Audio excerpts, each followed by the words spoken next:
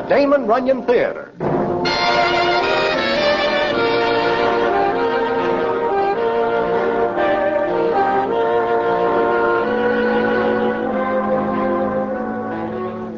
Once again, the Damon Runyon Theater brings you another story by the master storyteller, Damon Runyon. And this one, Palm Beach Santa Claus. And to tell it to you, here is Broadway. Thanks. Well, it is of a pleasant afternoon of a May that I am in Palm Beach, which in turn is in Florida. I am standing with Fatso Zimph on a corner, and we are talking of this and that, when the following happens. Mr. Zimph? Oh, Mr. Zimph? Hey, Fatso, that doll in the big car seems to know you. Huh? Why? She called you by name. Oh? Mr. Zimph! Yoo-hoo!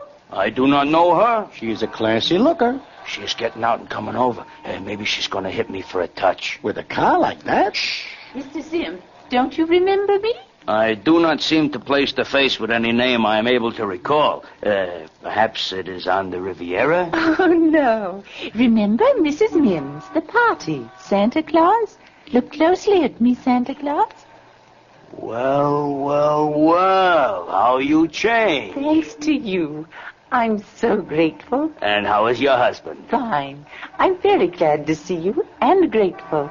Here, please take this. $50. And anytime you're in Palm Beach, please look me up. I'll never forget what you did. Goodbye, and Merry Christmas, Santa Claus. Well, now I see everything. A classy doll steps out of a classy car, calls you Mr. Zimph, says she is glad to see you, hands you $50, calls you Santa Claus, and wishes you a Merry Christmas in the month of May. It is a peculiar state of affairs, is it not? You get no argument from me. I take it you would like to hear about it. I am always in the market for a good story. We will sit on this bench, and I will tell you the story of the time I play Santa Claus and louse things up in general for certain people and fix things up good for others.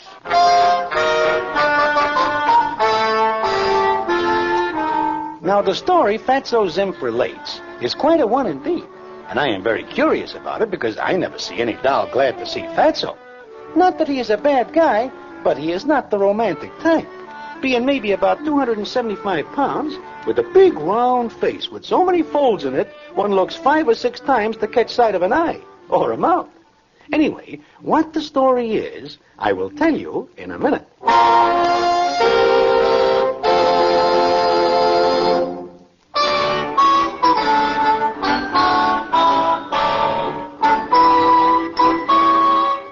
Like I say, Fatso Zimph starts to tell me a story. It seems that the December before, he is stranded in Palm Beach. He gets there by bus, with no money left over for food or a place to stay. So he is standing on a street corner, thinking of getting a few dimes together one way or another without working for him, when the scene is as follows. You there. You, fat man. You speak to me, lady? Come here a moment. Why? If I do that, I will have to move. Are you out of work? If you mean, do I take it easy? Yes. Come over here. I don't want to keep yelling. There is a remedy for that, lady. Close your mouth. Would you like to make $100? Oh, that is the way you should open every discussion. It changes the complexion of things. Is that all the faster you can walk? For a C note, yeah. Now, what is this you offer me? A job. How unpleasant can things be? Gregorio. My name, lady, is Zimph. Elmore Zimph. I'm not talking to you. Then who is Gregorio? Gregorio, wake up. Are we home, darling? No, Gregorio, but look what I found. Well, thanks for the elephant, but what'll I do with it? Oh, he is fat, isn't he? Looks like he broke loose from a mooring net. But just what I've been looking for. I've never seen such a fat man. May I go back to sleep now that I've seen the sideshow? Look, in a short second, I will reach over there and take great pleasure in grinding you into a small spot. Really? Come on, darling, let's go. No, I want this man. Not for $100. I want you to play Santa Claus at my Christmas party tomorrow. Huh? You look as though you could use $100. You're a little seedy. Okay. So I will go someplace and plant myself. Goodbye. You want $100, don't you? Sounds good. Then it's all settled. Here's my card. The name is Mim, Mrs. Mannering Mim. The address is on the card. Show up tomorrow morning and report to Sparks. Who is he? My butler. He'll show you around and explain what you're to do. Goodbye.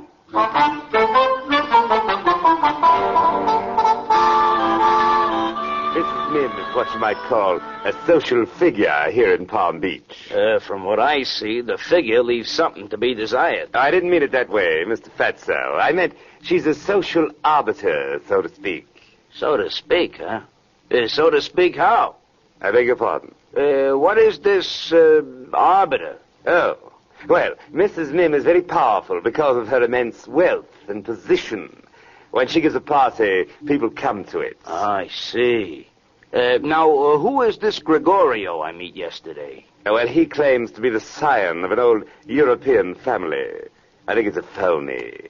He calls himself Count Gregorio. Oh? Well, he almost gets a count of 10 yesterday. He is Mrs. Mim's boyfriend, huh? Oh, dear, no. Johnny Ralph is Mrs. Mim's fiancé. Who is Johnny Ralph? Well, he was engaged to Miss Betty Lou Clayton, a very sweet girl, if I may say so. You may. But if Gregorio is not Mrs. Mim's patootie and Johnny Ralph is, what is Gregorio doing with Mrs. Mim? He's a house guest here for 8 months now. Oh, I see. You know, it seems I see his face before someplace. Oh, he claims to have been all over the world. Oh, if he is a count, why does he not speak with an accent? He slings the old king stuff around as good like I do. Oh, yes. Yes, of course. Of course. Well, Sparks, the old guy, I think I will case the joint. I beg your pardon? Give this pile the eye. I don't quite understand, Mr. Fatso. I'm going to give Mrs. Mim's layout the O.O. Oh? Oh, what? I'm going to look around, so to speak.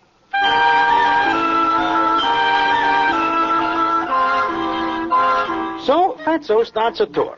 And from what he tells me, Grant's tomb would be only a mailbox for Mrs. Mim's joint. He is walking through a garden the size of Central Park when this happened.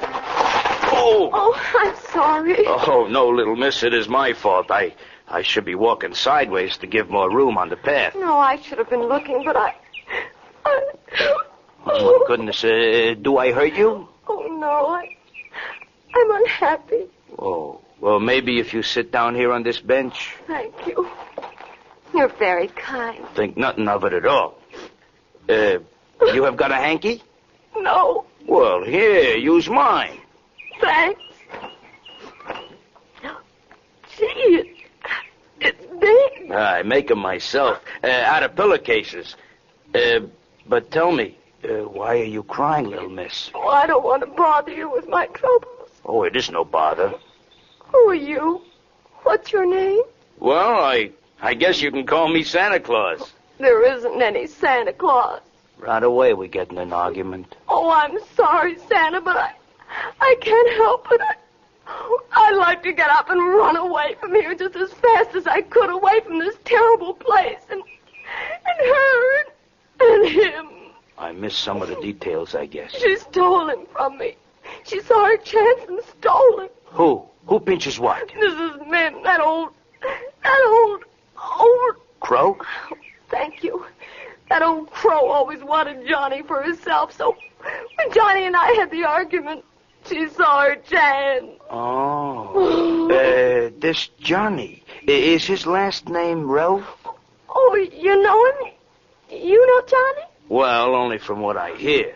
And judging from that, this Johnny Ralph seems to me to be a soft-boiled egg. Oh, he's not. He's wonderful. Well, things change, I guess. He's so proud and so stubborn. So? We had a fight. I should have given in, but I'm proud, too. And it was important. To break up what is known as a romance, it must be. He wanted to go swimming, and I wanted to go dancing. My, what an important thing. One word led to another until finally we weren't speaking. No, he's going to marry Mrs. Mim, and I have to marry Gregorio. What? A nice little chick like you has got to marry that bleached oyster? It's my mother. She thinks a title in the family would be wonderful. Look, why do you not go up to this Johnny Ralph and say, Johnny, we will go dancing? He wanted to go swimming. Okay. But from the way these dolls dress down here, you could have do one or the other without changing a stitch. Well, that is not here any place. Why do you not speak to him? And give up my pride? I should say, not for all I care, he can marry Mrs. Mim, the old crow. Marry her and stay in this mausoleum for the rest of his life. I'll marry Gregorio and be happy. I see what you mean.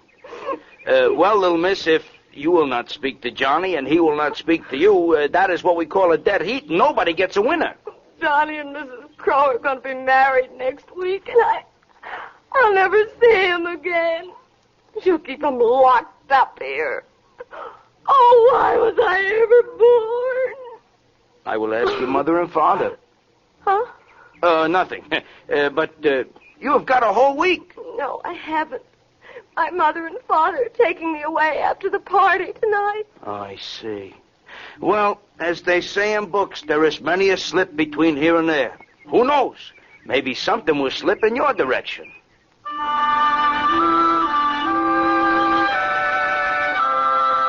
So, that is the story so far. Fatso has naturally got a soft heart, and to see Betty Lou in such a state affects him deeply. Of course, that he does not like Gregorio has something to do with his feelings. But it looks real hopeless because he is just an outsider and cannot swing the election one way or the other. However, he puts his brain to work on it. And what he does is something indeed. And what it is, I will tell you in a minute.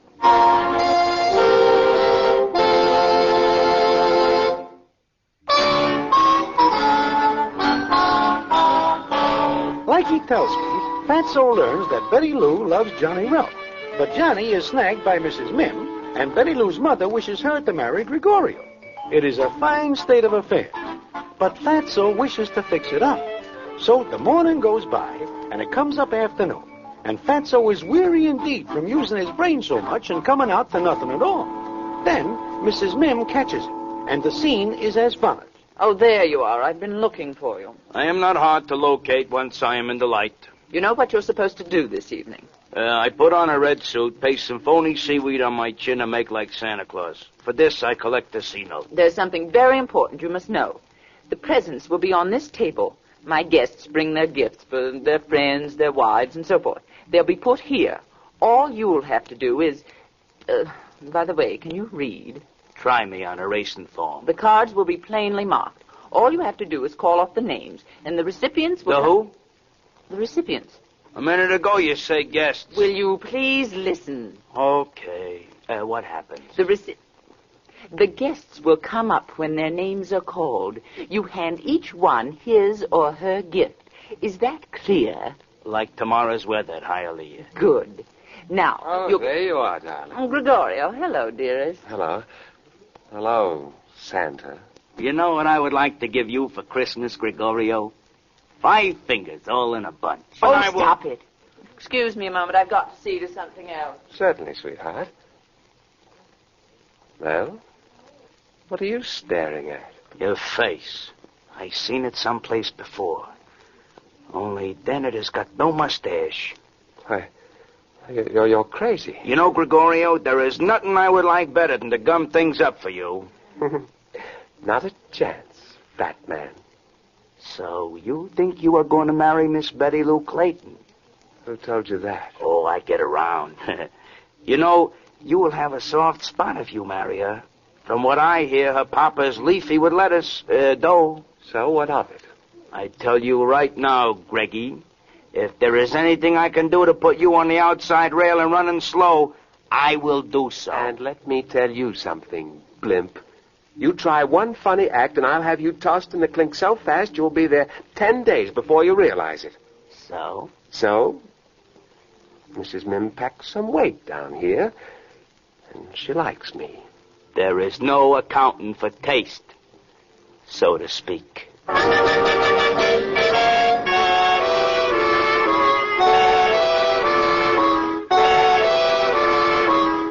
the afternoon wears on. And what is it but evening when Fatso is in the house with Sparks? So far, Fatso thinks of nothing to help Betty Lou and at the same time foul things up for Gregorio.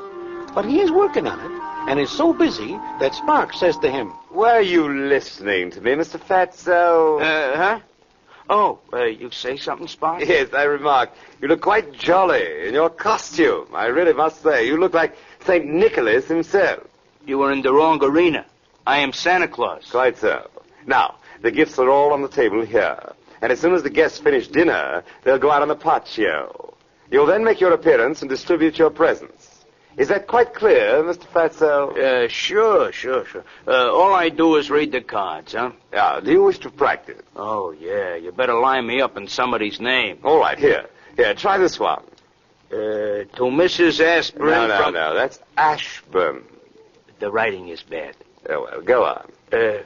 Well. To my darling Johnny from his bride-to-be, Catherine. That's Mrs. Mim, huh? Yes, Mrs. Mim. What is in the box? Cufflinks. Solid gold with ruby setting. Uh-huh. Oh, and here is one from Johnny to Catherine. An engagement ring. Mrs. Mim helped him pick it out. She is going to help around the house, I guess. Okay, I got everything straight. Well, then, I shall attend to some other duties. Make yourself at home, meanwhile. Yeah, sure. Oh, hello. I didn't know anybody was here. Nobody but us Santa Clauses. Ha. So I am not funny, but neither am I a heist. I'm sorry. I guess I'm feeling rotten. Oh, you are sick? Yeah, I guess you can call it that. Lots of presents, huh? Plenty. To Betty Lou from her adoring Gregorio. Adoring. That phony nickel. I take it you do not like Gregorio. Would you like the guy who's going to marry the girl you love? It seems to me your name might be Johnny Ralph. You seem right. How'd you know? I peeked down chimneys. Oh, yeah. Great party this is going to be. Do not ask me how I know. But I do know there is trouble between you and Betty Lou. Why do you not walk up to her and say, Betty Lou, we will go swimming? She wanted to go dancing. Okay, dancing, swimming. Why do you not make up with her? I should say not. The first fight we have, she takes up with that... Well, you take up with Mrs. Mim. Oh, that's different. I did it for spite, but Betty Lou... Now, there's a title. Countess Betty Lou. Sounds like something a bakery would name a pastry. But you are dead set against making the first pitch. Doing what? Putting on the soap, buttering up, smooching the old situation. Well, if you mean apologize and make up, I will not. She comes to me first or nothing doing. Okay, so I try. What more can Santa Claus do?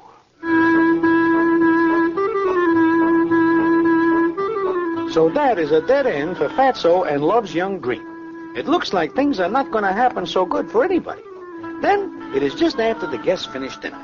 They are on the patio, and Sparks has given Fatso some last-minute instructions. Now, remember, Mr. Fatso, call the names and let the guests come up to the table. You understand?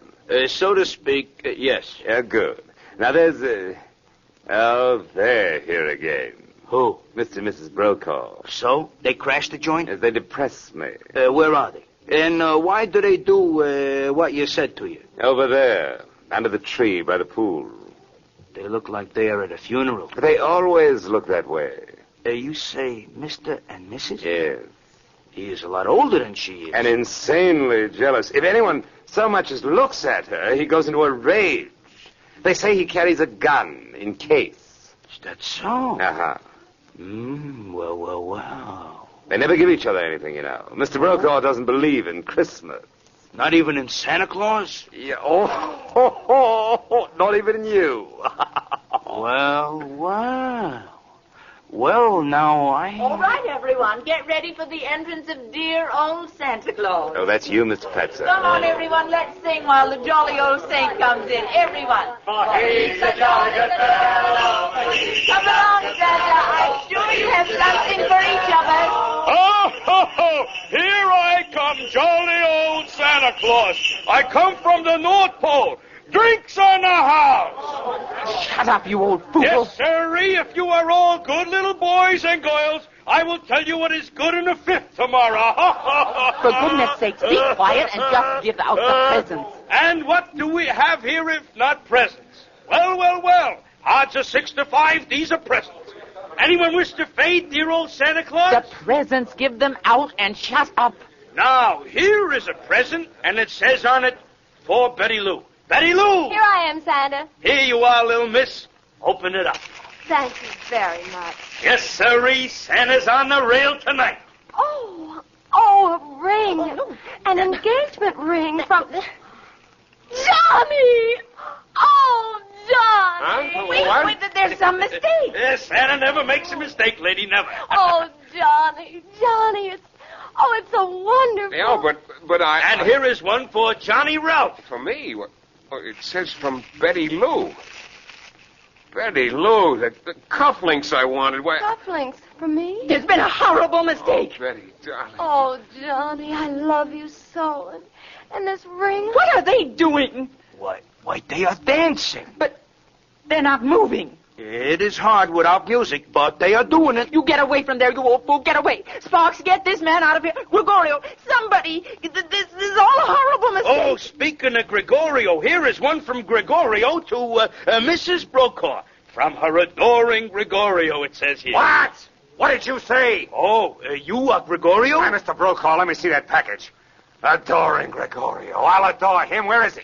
I'll kill him. Please, got a I'll kill gun. him. Where is he? Please, Mr. Brokaw, there's been a terrible error. There he is. I'll murder him. Please, everyone, it's all right. This is a new game. Please, sit down. My, look how fast Gregorio runs. I'll kill you. Now, Mrs. Mim, I only do what Santa Claus would do. A knife. Somebody hand me a knife. Good night, everybody, and Merry Christmas. Stop, I want to kill you. You Stop. owe me $100 for this night's work. Stop and I'll give it to you. On second thought, I will pass it up. Oh, now, Mrs. Mim, I do got not... you now. Well, I'm stuck in the doorway. Oh. You bungling, stupid fool. Oh, what you've done to me. Disgraced me. This will be in all the papers. You. Oh, you are not supposed to kick Santa Claus. It's that. And that. And that. I'll kill you. Make love to my wife. Mr. Brokaw, please. It's all a mistake. Mrs. Mim, you better catch him before he commits a murder in your house, and then you will be in the papers. Mr. Brokaw, please let me explain. Let me explain. Hold it, Santa. We'll get you out of there. Oh, Johnny Ralph, I am glad to see you. Did she hurt you, Santa? Oh, do not let anybody tell you that open toes on shoes do not hurt as bad as the solid. Oh, Santa, you're wonderful. Oh, you're just great. Absolutely great. Everything is all right now, huh? We're speaking again. Oh, you made us see how silly we were. That is good. Besides, I know that Gregorio is nothing but a phony. I remember now that he is a steward on a night boat. Oh, is there anything we can do for you, Santa? Unless I wish to remain here permanent, which I do not. You can get me out of this doorway before Mrs. Mim comes back and starts all over again. My, there is good hunting tonight. So that is the story Fatso tells me, but only up to a certain point. What the payoff is, I will tell you in a minute.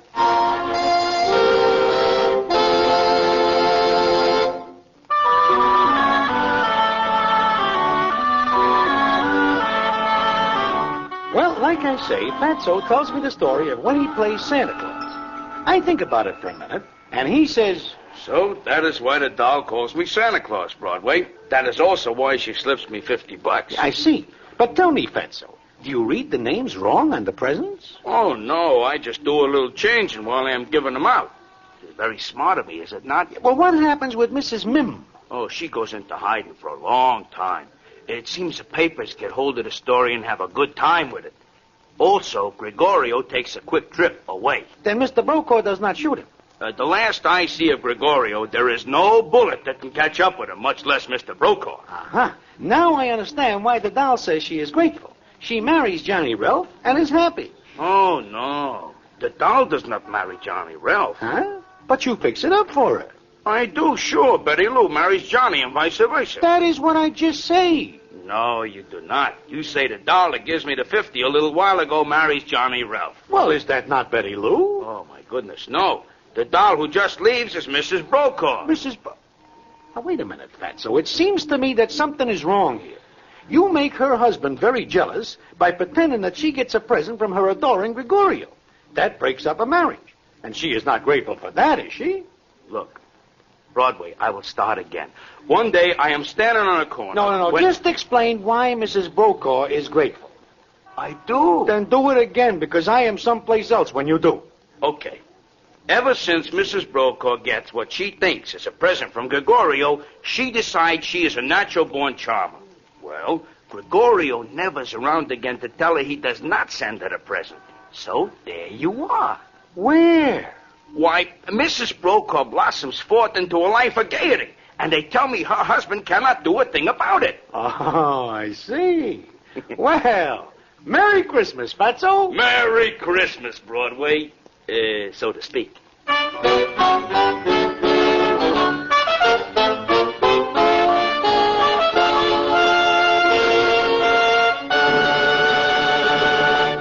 And so ends the famous Damon Runyon story, Palm Beach Santa Claus. Listen in again next week for the Damon Runyon Theater.